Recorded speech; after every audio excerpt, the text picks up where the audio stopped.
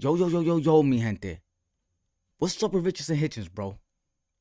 Richardson Hitchins gives us another sign where he's premeditating a duck against Sabril Matias. I cannot make this up. I could show you. Better than I could tell you. Before I do, though, if you're new to the channel, make sure to subscribe, hit that like button. This is the universal favorites of fight fans from all nations.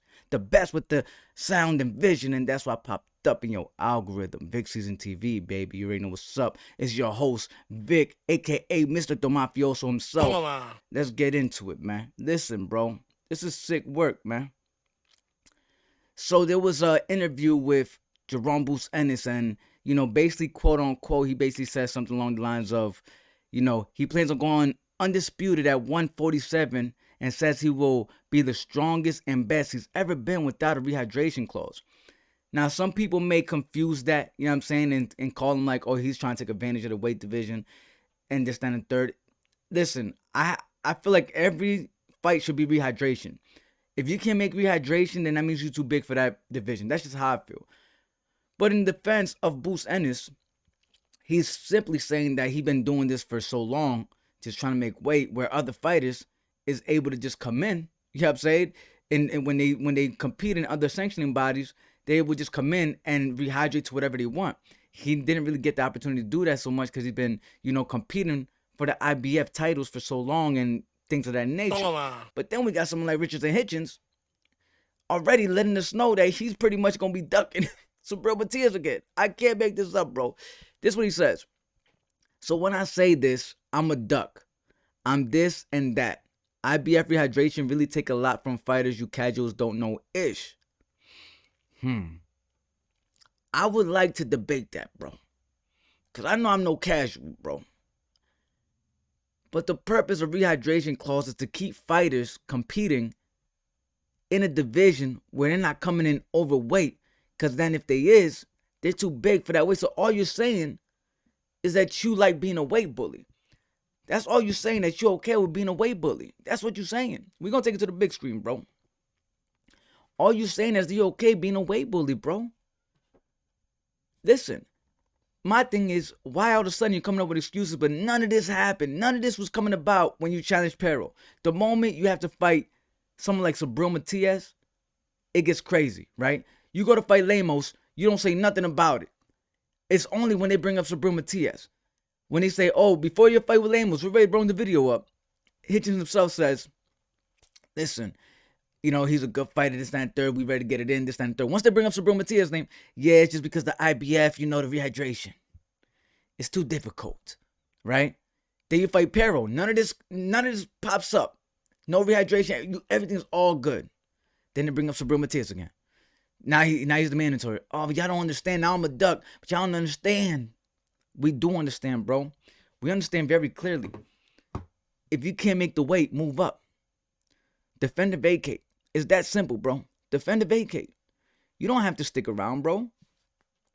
It's just not going to look good if you defend, because it just seems like these premeditated excuses are getting built in whenever the competition seems to be Sabril Matias. Do the knowledge, nigga. We did the homework, bro. There's no way nobody could say you didn't duck, right?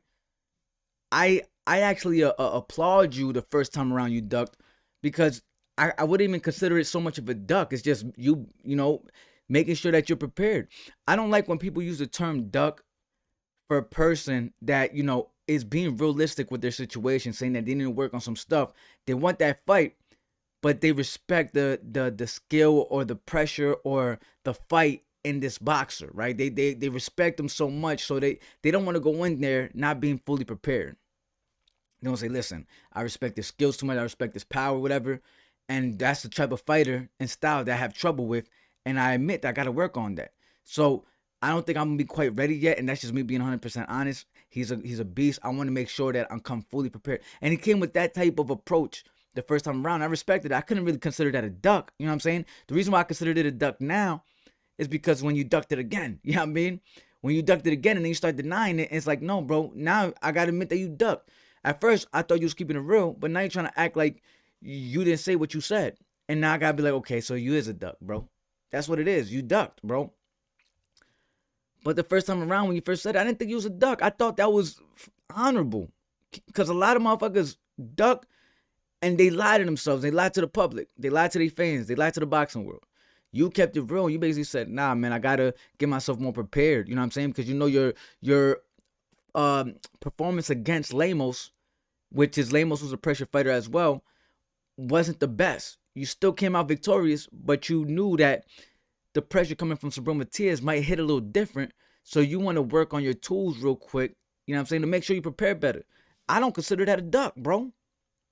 I was like, no, that's what's up. That's facts. I stuck up for Hitchins at a time when everybody was pooping on him. Seriously, I stuck up for Hitchins at a time. I'm going to see if I pop up the video right here or something, bro. At a time where everybody was pooping on him, bro. Because I was like, and Subriel, everybody knows that I like Subriel. That's my guy. You know what I'm saying? But my thing is, I could respect somebody that keeps it 100.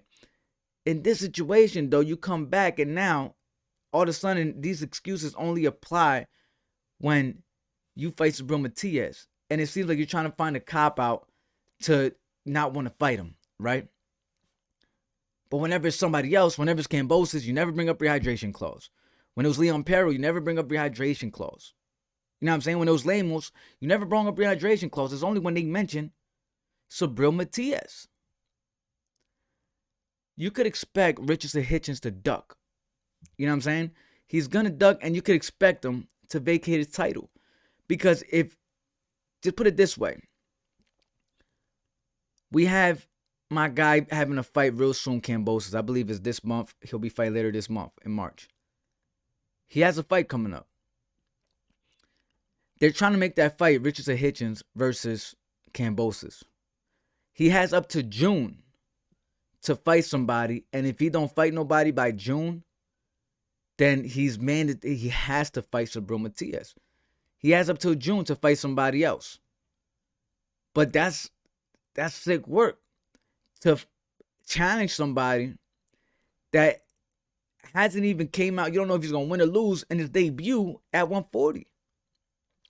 You don't know if Kambosos is going to win or lose at 140. You're already campaigning for that fight knowing that you have a mandatory challenger waiting that already earned his spot for that title. Taking out 2 people, getting back to getting that title shot. Mandatory.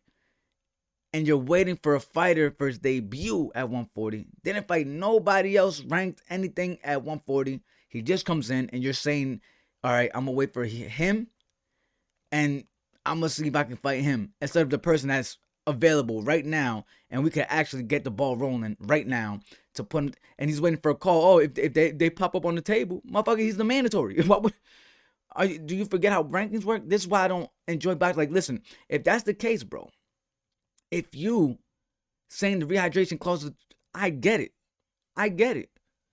Then go to a division where that rehydration clause may not affect you that much. Because the reason why I respect Boots, he didn't really so much complain about it until he was able to unify against other fighters and where he could come in without having to rehydrate, without the rehydration clause, right? He was able to come in without having to do the rehydration clause. Now he could do that. So now he speaks about it. Like, yeah, man, it's just that IBF. I've been doing this my whole time. It's, you know what I'm saying? So now I'm able to come in to unify and come in my natural way. I'm going to be undisputed. So that's why I respect how he's saying it. But you, it don't really make sense for this occasion for you. That's why they call you a duck. Because you're already making excuses about it. The moment they bring up Subriel Matias, the first time around you said it. And then all of a sudden, you go the other direction, bro. If you really want to fight, you would have got Subriel Matias now. Considering that you're willing to try to fight Kambosos, knowing that he still has a fight lined up that he hasn't got over yet. It's obvious you don't want to fight Subriel Matias. It's obvious Richardson Hitchins does not want to fight Subriel Matias. The first time he avoided it when he was mandatory. He could have, and he said it himself, he's not ready for that type of fight right now. And he's blaming on the rehydration clause. Cool, I get it, respect. But now you're the champion. And now you're telling me that you're not ducking Subriel Matias, but you're going to wait for Kambosos to finish his fight knowing that you have a mandatory challenger waiting for your response? You got up till June, bro. Defend the vacate. Let me know what you think in the comments. Thank you so much for tuning into VIC SZN TV, the universal favorite. I'll be here when you get back, so you already know that. VIC SZN got that flavor. Oh, my.